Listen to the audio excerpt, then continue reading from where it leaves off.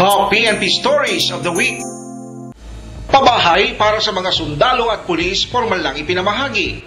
Kamakailan lang sa magkakahiwalay na lugar, formal nang ipinamahagi ang Certificate of Entitlement to Lot Allocation sa first batch ng AFP at PNP personnel bilang bahagi pa rin ng housing project ng pamahalaan para sa taong ito.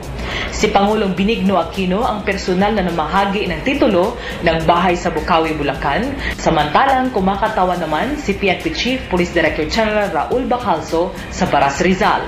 Ang housing units na itinatayo sa bahagi ng Timog at Hilagang Luzon ang abot kayang pabahay na matatanda ang pangako ng Pangulo sa ating mga pulis at sundalo sa kanyang talumpati noong 25th anniversary ng EDSA People Power.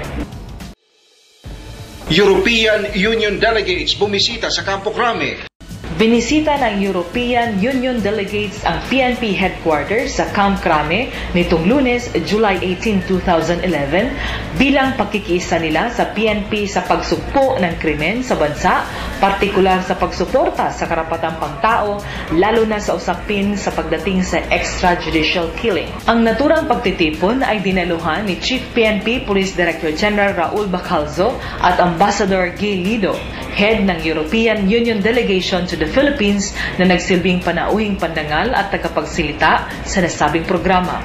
Samantala, bukod sa pagbisita ng UE delegates, pumirma naman ng Memorandum of Agreement ang Philippine National Police at Philippine-Chinese Association Incorporated bilang pagsuporta naman ng naturang ahensya sa health services ng PNP.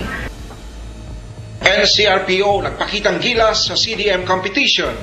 Nagpamalas ng galing ang iba't ibang unit ng National Capital Region Police Office o NCRPO sa ginanap na Civil Disturbance Management Competition nitong nakaraang Sabado sa Quirino Grandstand.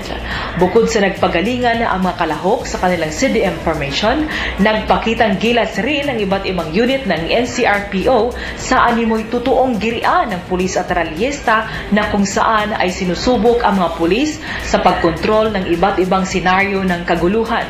Sa kalaunan, itinanghal na panalo ng NCRPO Director, Police Director Alan Purisima ang mga pulis mula sa Eastern Police District.